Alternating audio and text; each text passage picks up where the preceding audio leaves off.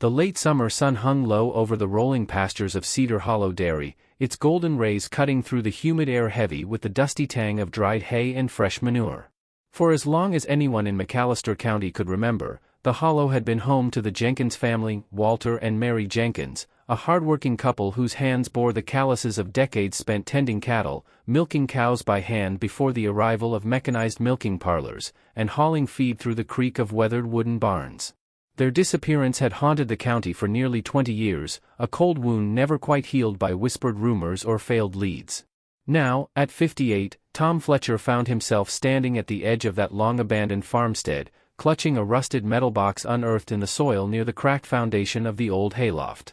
The box, with its faded paint and brittle hinges, was like a portal to a past that refused to rest, and the discovery had ignited in Tom a stubborn flame of resolve. Tom wasn't just any stranger drawn by idle curiosity, he was Walter's nephew, raised on stories of the farm's glory days, the yearly county fair ribbons his uncle brought home for the best Jersey cows, and summer evenings spent on creaky porches, listening to the distant hum of a Massey Ferguson tractor deep in the fields. The farm had been a place of family and promise until the autumn of 1998 when Walter and Mary vanished without a trace, leaving behind the skeletal remains of their livelihood and an ominous silence that swallowed the valley.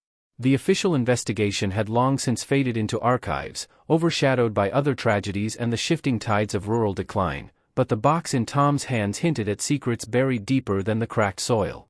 Opening it carefully, his fingers trembling despite years of farm toil, Tom found inside a leather-bound journal, its cover worn soft as an old glove, and a folded scrap of yellowed paper scrawled with a hastily drawn map of the farm's irrigation ditches, marked with cryptic symbols near the silo and the creek that cut through the western pasture. The journal's pages smelled of damp earth and old sweat, filled with entries penned in Walter's precise handwriting, a mixture of daily notes about feed deliveries, herd health, and the ever-present worries about the rising costs of pesticides and a new agribusiness co-op pushing its chemical products on small farmers. But deeper in the entries, Tom uncovered a growing unease, references to strangers visiting the farm in the dead of night, strange machinery operating near the silo, and threats disguised in neighborly warnings. The last entry, dated just days before their disappearance, ended abruptly. "If anything happens to us, look to the water and the shadow under the barn. Trust no one but those who remember." The farm itself was a ghost now, the barn's red paint peeled to splinters, its wooden beams sagging under years of neglect, the scent of old hay mingling with the mustiness of dust and decay. Tom's footsteps stirred the dry leaves as he approached the barn's wide door, the hinges groaning like a weary beast disturbed from sleep. Inside, the air was thick with shadows and the faint metallic odor of old tools left to rust. Against the back wall, the remnants of a milking stall stood broken, splintered wood strewn like fallen bones. The ground beneath was churned earth, with an odd patch of disturbed soil near a rusted irrigation valve. That same patch caught Tom's eye as the place where the map's cryptic mark had pointed, the water source they had relied on for years, now dry and cracked. A sudden noise from outside, a low rumble, like the distant approach of a truck, jerked Tom from his reverie. Heart pounding, he slipped out and squinted down the dirt lane. A battered pickup truck, emblazoned with the logo of Greenfield Co-op, a powerful agricultural supplier that had swallowed up many smaller operations in recent years, rolled slowly past the overgrown fields. Tom had heard the rumors about Greenfield's aggressive tactics, buyouts, intimidation, and silencing anyone who threatened their expansion. Could they have had something to do with Walter and Mary's disappearance? The thought was unsettling, but Tom knew better than to jump to conclusions in these parts. Suspicion was a heavy burden that could fracture a community already stretched thin. Still, as the truck vanished down the dusty road, Tom felt eyes watching from the shadows. Later that evening, at the diner where locals gathered to share news and gossip over steaming mugs of coffee, Tom met with Maggie Reynolds, the retired county extension agent who had once worked with Walter and Mary. Maggie's sharp eyes softened when she saw the journal, her fingers trembling as she flipped through its pages. "I remember those days," she said quietly, voice tinged with sorrow. "Walter was a good man, honest as the day is long. But he made enemies. Greenfield was pushing hard back then, and not everyone took kindly to his resistance." Maggie handed Tom a faded photograph of Walter and Mary, smiling in front of their prize-winning Jersey cow at the 1987 county fair, a moment frozen in time before the shadows crept in. She added, "Be careful, Tom. Some folks still don't want those days dredged up. I lost a friend who started poking around too deep." As Tom drove back toward his own farmstead, the sun dipped below the horizon, casting long shadows that crept like fingers over the land. His thoughts turned to the cryptic map and the phrase, "Trust no one but those who remember." Who else in Cedar Hollow might hold pieces of this fractured puzzle? And what dangers lurked in the silence of fields once full of life? That night, as Tom lay awake listening to the distant lowing of cattle and the whisper of wind through dying cornstalks, his phone buzzed with an anonymous message, "Leave the past buried, or you'll join them." A chill ran down his spine. The quiet countryside held secrets older and darker than the seasons, and Tom Fletcher had just opened the door to a mystery that refused to die. The next morning, determined yet wary, Tom returned to the barn with a metal detector borrowed from the local hardware store, hoping to uncover something beneath the soil disturbed near the irrigation valve. The machine's steady beep grew frantic as he moved closer to the mark, and with a sharp tug, he unearthed a rusted work glove embroidered with the initials MJ, Mary Jenkins's monogram. Dirt crumbled from its worn leather as Tom held it up, the weight of that small artifact settling over him like a stone. Suddenly, footsteps approached, fast, deliberate, and a voice behind him hissed, "You're stirring up trouble, Fletcher. Best drop this now, before it gets ugly." Tom turned to see a rugged man in a weather-beaten coat, eyes hard and wary. "Who sent you?" Tom asked, but the man only shook his head and vanished into the brush. The chase had begun, and the secrets of Cedar Hollow were far from ready to be uncovered. The morning mist still clung low to the fields as Tom Fletcher wiped the sweat from his brow, the worn leather glove weighing heavy in his pocket like a silent witness to the vanished past. His mind churned with questions: who had warned him to back off, and what secrets had Walter and Mary truly uncovered in their final days on Cedar Hollow Dairy? The glove's monogram, so familiar and personal, was a stark reminder that the answers lay buried somewhere in these fields, among the cracked earth and rusting machinery. After a quick breakfast at the rundown diner, Tom made his way to the small-town library, a modest brick building where old newspapers and records were kept on yellowing microfilm.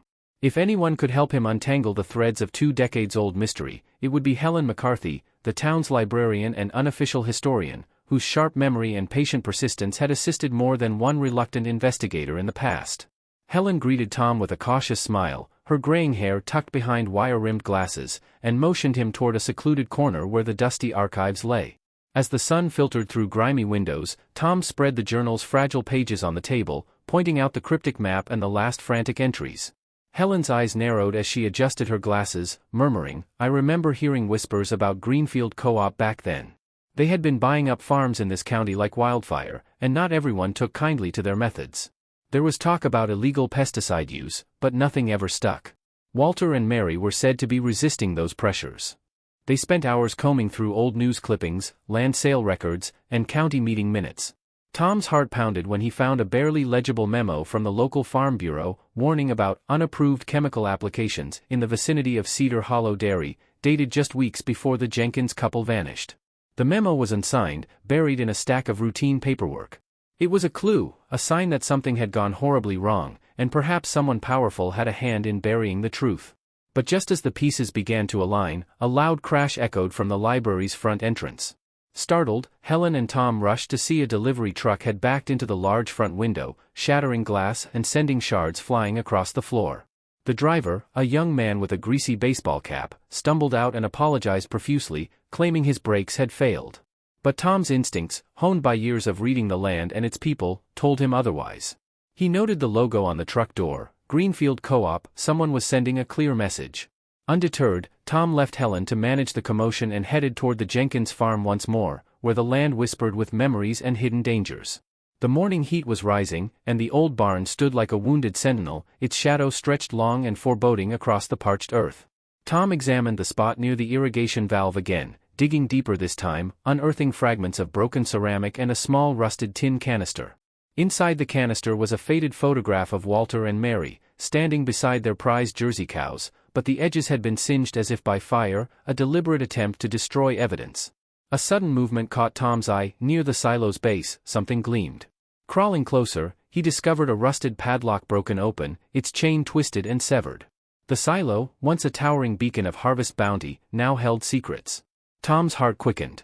Inside, amidst cobwebs and stale grain dust, he found footprints, the impressions of heavy boots, and a scuffed work boot stuck in a puddle of dried mud. The boot was too large to belong to either Jenkins and was imprinted with a logo from a local farm equipment dealer. The plot thickened, and Tom knew the boot belonged to someone still around, someone who had returned here in recent days. That night, as Tom pored over the journal under the flickering light of his kitchen lamp, his thoughts drifted to Mary Jenkins. He remembered her laugh from childhood summers, the way she had coaxed shy calves to drink from bottles, and the tender care she showed for every living thing on the farm. A flashback washed over him, Mary teaching him how to hand-milk a Jersey cow during a hot July afternoon, the sun blazing down as cicadas droned in the fields.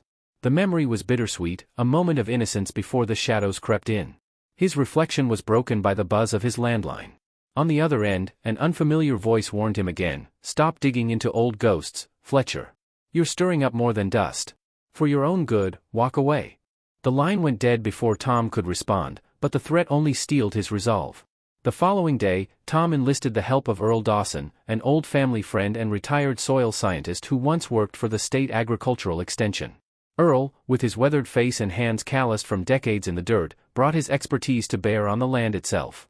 Together, they took soil samples from the area around the barn and the irrigation valve, hoping to uncover any signs of contamination or foul play. Earl's brow furrowed deeply as he examined the samples under a magnifying glass. "This isn't just normal wear and tear," he muttered, "there's heavy traces of pesticides here, more than what would have been approved. Some of these compounds are banned now, but they were common back then. Whoever sprayed this was trying to kill more than weeds." The revelation was chilling, suggesting a deliberate poisoning that might explain the disappearance or worse. As the days passed, Tom faced mounting hostility from neighbors and local officials who advised him to let the past lie. At the feed store, a cold-eyed clerk refused service after Tom asked questions about old chemical sales records. At the county fairgrounds, where he tried to speak with longtime farmers, conversations dried up abruptly when Greenfield's name came up. Yet, among the wary faces, one person remained a beacon, Sarah McLean, a waitress at the diner with deep roots in the community and a keen ear for gossip. Sarah had known Walter and Mary well and reluctantly shared stories of late-night meetings at the farmhouse, hushed voices, and the growing tension with Greenfield executives pushing the Jenkins to sell out. She also recalled a suspicious farmhand named Jake Collins, who had worked briefly at Cedar Hollow before disappearing the same week as the Jenkins. Tom had heard the name before, a red herring, perhaps, or a man with answers. Seeking clarity, Tom tracked down Jake Collins's mother in a neighboring town. She was a weary woman who insisted Jake was innocent, claiming he had left town long ago to escape debts. However, her eyes betrayed a secret sorrow, and she handed Tom a torn photograph showing Jake standing with Walter and Mary, smiling but with shadows in his gaze. The investigation was growing tangled, the threads of truth obscured by lies and fear. Then came the night that changed everything. Returning home from the diner, Tom noticed his pickup had been rifled through, drawers pulled open, and his journal missing. A chilling message scrawled on the kitchen wall in charcoal read, "Stop or pay." The silent threat was unmistakable. Yet, Tom's spirit refused to bend. If Walter and Mary's story was to be told, it would not be buried beneath threats and silence. As dawn broke over the wheat fields, the relentless heat of early autumn settled over Cedar Hollow like a heavy blanket, the parched earth cracked beneath the sun's unforgiving glare, and the faint rustle of dying corn stalks whispered secrets long held close to the land. Tom Fletcher found himself once again drawn to the old Jenkins farm, where every step stirred memories and every shadow seemed to conceal another fragment of the truth. The warning on his kitchen wall, "Stop or pay," still burned fresh in his mind, a reminder that his investigation was no longer just about solving a cold case but about his very survival. Despite the growing threats, Tom's resolve only deepened, fueled by a sense of justice owed to his missing uncle and aunt, and to the land that had borne witness to their final days. With a wary eye on the horizon, Tom met with Sarah McLean again at the diner, her keen eyes scanning the room before lowering her voice. "There's something you need to see," she whispered, sliding a folded piece of paper across the table. It was a copy of a ledger, seemingly innocuous but filled with rows of figures and cryptic notes referencing fertilizer shipments, crop yields, and, most disturbingly, chemical additives listed under coded names. "I found this tucked away behind the counter at the feed store," Sarah explained. "Someone didn't want anyone to find it." Tom studied the ledger carefully, noticing irregular spikes in shipments that didn't align with the Jenkins reported crop cycles. The chemical additives hinted at in the ledger were banned substances, their presence in the soil potentially lethal and tightly linked to illegal pesticide use. Could this ledger be the proof needed to expose those who pressured Walter and Mary? But before Tom could pursue the lead further, an unsettling discovery came from Earl Dawson's recent soil tests. Earl, with his slow, deliberate speech, revealed that samples from the irrigation canal contained traces of a rare, toxic compound known to cause neurological damage in both livestock and humans. If those chemicals seeped into the water source, Earl said gravely, it could explain the sudden deaths of the Jenkins cows last fall and maybe even their disappearance. They might have known too much. The pattern was clear, someone was poisoning the land to force the Jenkins off their farm, but why? The question lingered like the acrid smell of burnt feed. A visit to the local veterinarian, Dr. Hank Robbins, added a new piece to the puzzle. Hank, an older man with a thick Midwestern accent and years of experience treating farm animals, confirmed that the Jenkins herd had died from exposure to neurotoxic agents, unusual in the area and consistent with illegal pesticide poisoning. He recalled Walter's frustration at the time, the complaints to county officials that seemed to go unanswered.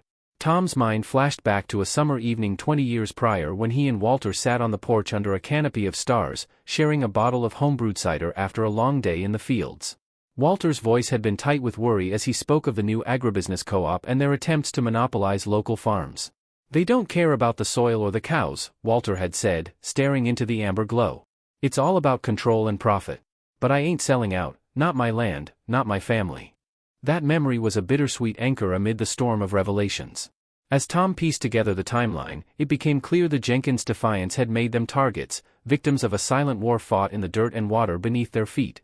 But the deeper Tom dug, the more resistance he encountered. One afternoon, while examining the barn's interior, he noticed fresh tire tracks near the silo, too recent to be from the past seasons. A rusted tractor had been moved, its engine still warm, suggesting someone had been there in the dead of night. Tom's heart pounded as he checked the perimeter, spotting a figure disappearing into the cornfield's edge. He gave chase but lost the stranger in the thick stalks, the rustling corn masking footsteps. The incident confirmed his suspicion. He was being watched, hunted even, and the stakes were higher than ever. Meanwhile, his relationship with Sarah deepened as they shared stories of the community's fading spirit, the loss of family farms, and the creeping influence of powerful agribusinesses that cared little for the people or the land. Together, they revisited the ledger's coded entries, uncovering references to a shell company tied to Greenfield Co-op, designed to launder illegal chemical purchases and conceal their environmental impact.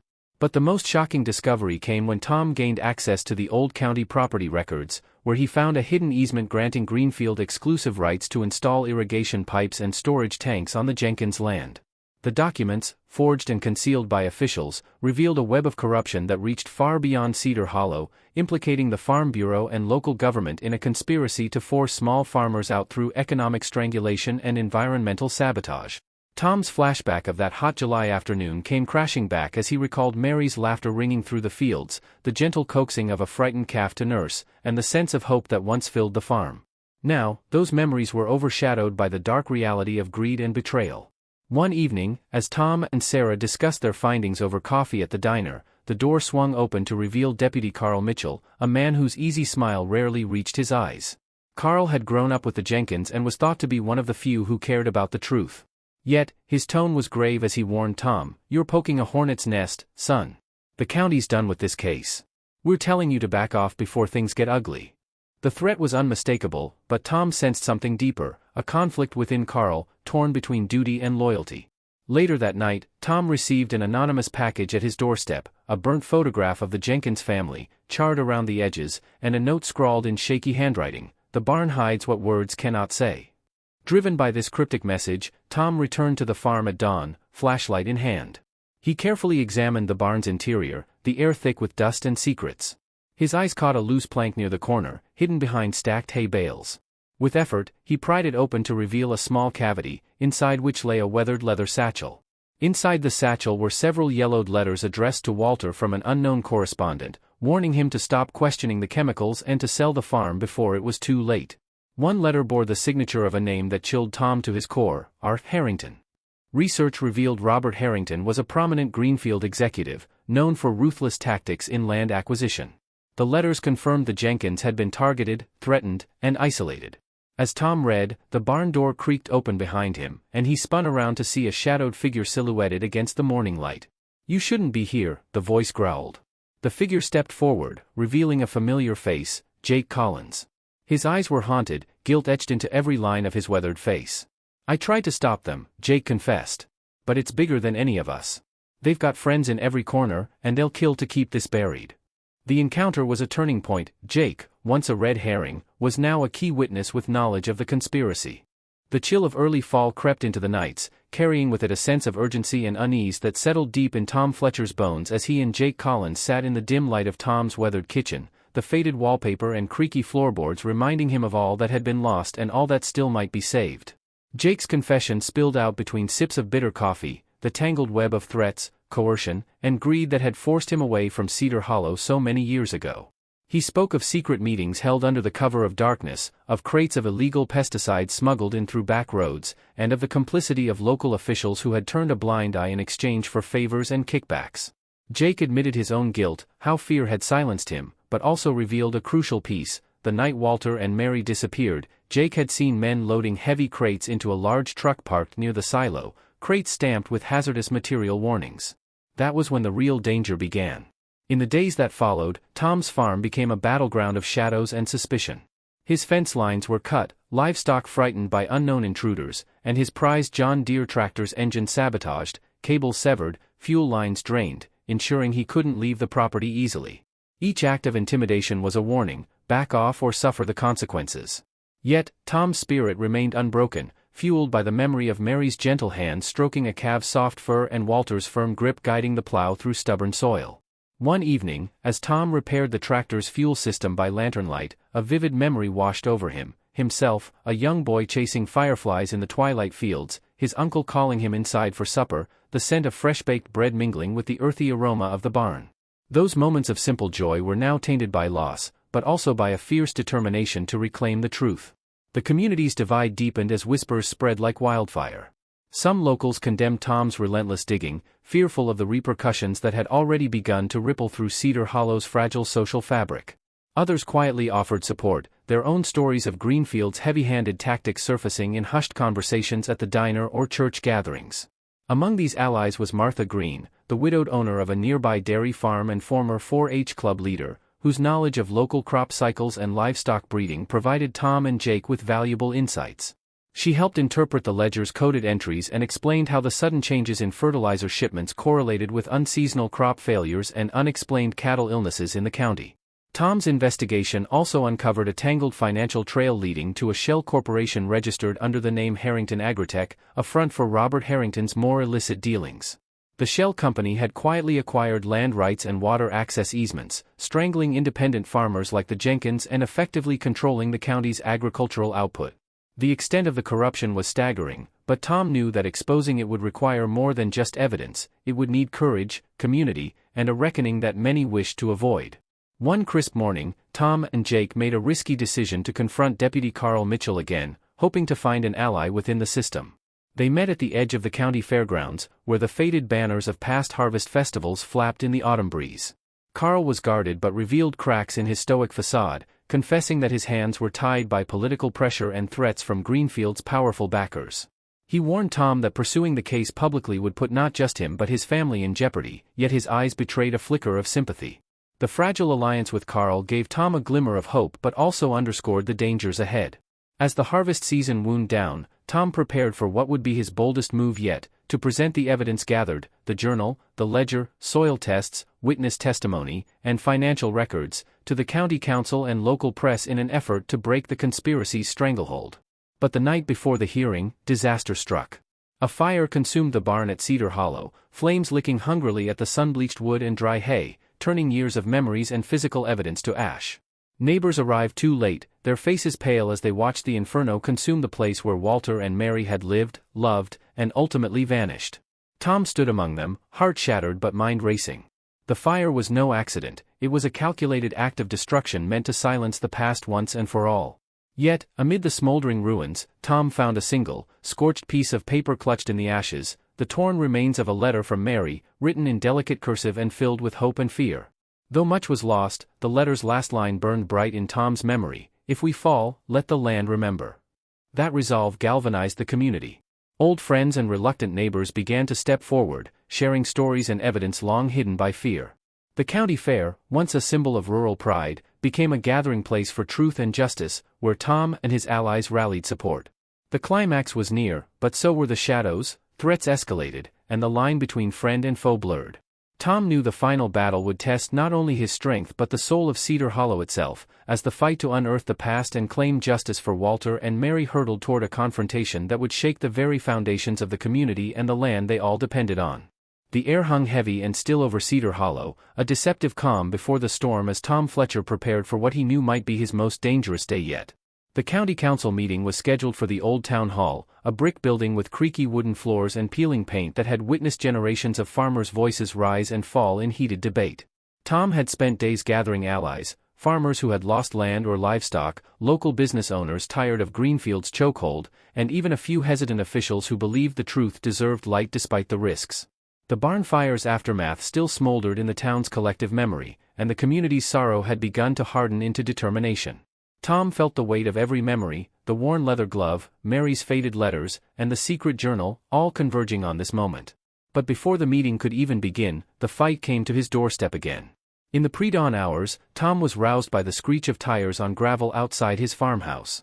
Peering through the window, he spotted a shadowy figure racing away in a stolen pickup truck, leaving behind a trail of destruction, his livestock gates torn down, feed bins overturned, and a fence post smashed. The message was clear: back off, or lose everything.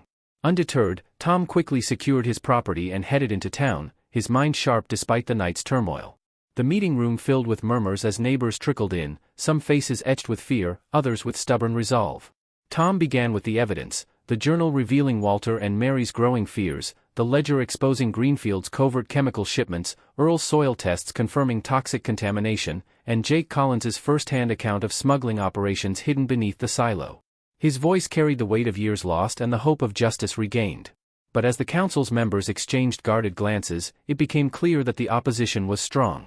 A sharply dressed man representing Greenfield, slick and confident, stood to deny all accusations, painting the Jenkins as reckless farmers who had mismanaged their own land, and dismissing Tom's claims as baseless vendettas. The debate grew heated, voices rising as old loyalties and new fears clashed. Suddenly, a power outage plunged the hall into darkness, a calculated move that sowed panic and confusion. When the lights flickered back on, Tom noticed a young woman seated near the front, her hands trembling as she clutched a bundle of documents. She was Martha Green, whose quiet support had been a beacon of hope throughout the investigation. Standing, Martha spoke with clarity and courage, presenting invoices and correspondence showing Greenfield's secret contracts and illegal chemical orders, tying the shell company Harrington Agritech directly to the local agribusiness giant. The room fell silent, the weight of truth settling over the crowd. But the victory was short-lived. Later that evening, as Tom drove home along the winding dirt road flanked by fields heavy with golden wheat, his truck suddenly lurched violently. The rear tire blew out, sending the vehicle skidding dangerously close to the ditch. Tom wrestled the wheel, heart pounding, until the truck came to a halt among the stalks. He climbed out, inspecting the shredded tire, and found deep slash marks, the work of a deliberate act to silence him once and for all. The incident underscored the peril he faced, but it also steeled his resolve. That night, he sat by the fire pit, the flickering flames casting long shadows as he reread Mary's letter, the words, "If we fall, let the land remember," echoing like a rallying cry. The investigation had become more than a quest for answers, it was a fight for the soul of Cedar Hollow. Days later, Tom and Jake returned to the ruins of the Jenkins barn, determined to uncover what the fire had failed to destroy. Beneath the scorched debris, they found a hidden trapdoor leading to a narrow cellar, long forgotten and sealed from the world above. Inside, crates of documents, chemical containers, and farm equipment bore the fingerprints of a dark operation, a clandestine pesticide manufacturing and smuggling ring run from the heart of the county's farmland.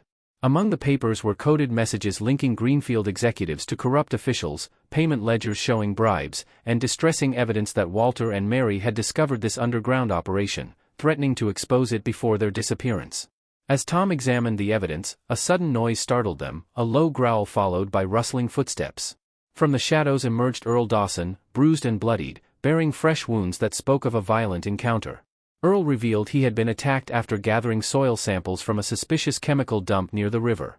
His warning was grave: the conspiracy's reach extended beyond land and livestock, into the very water that sustained the community. The revelation deepened the crisis, highlighting the stakes and the urgency for action.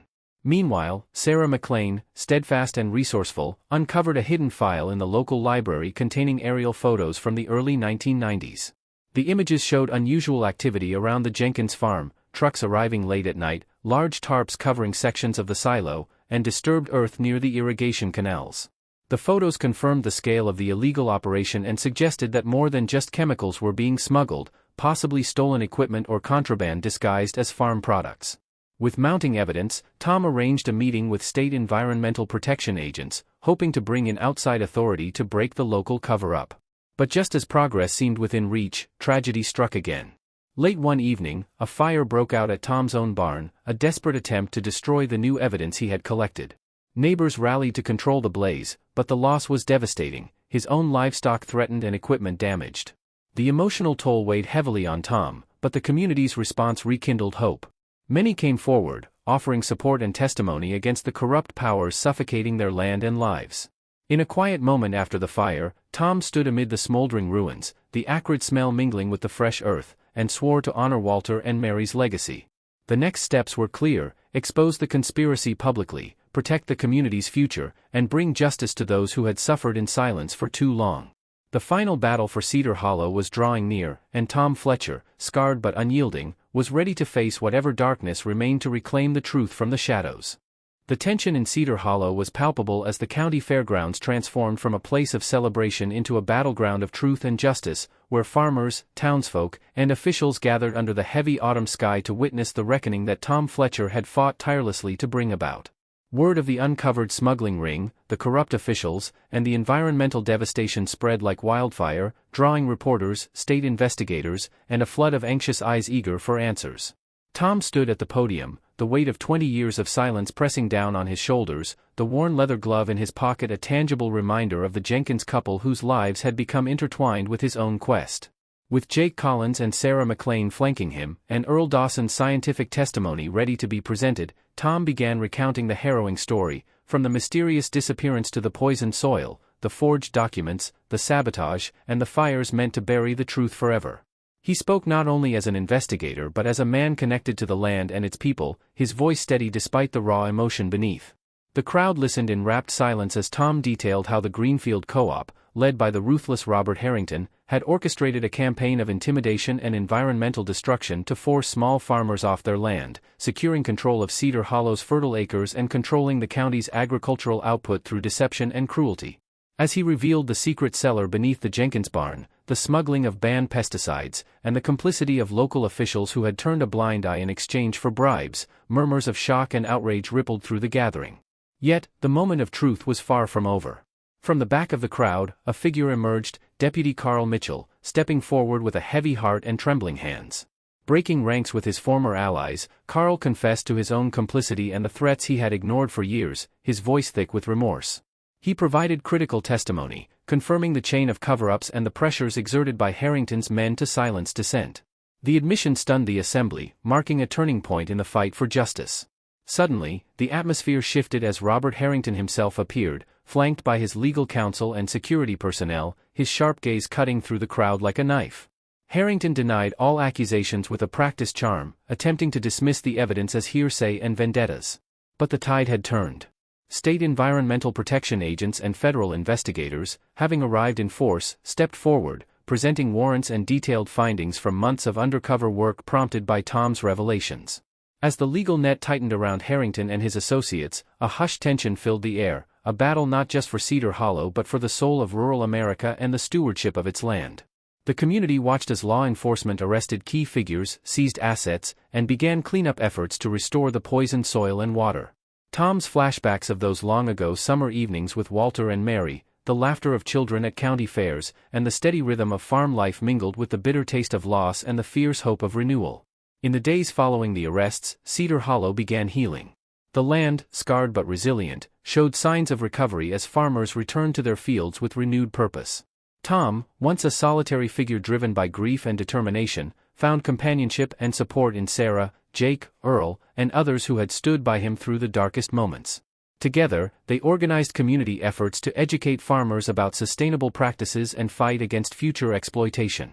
One quiet afternoon, Tom visited the Jenkins gravesite with a carved walking stick in hand, a symbol of perseverance and memory. He laid the worn leather glove atop the fresh soil, a silent promise that their story would never be forgotten.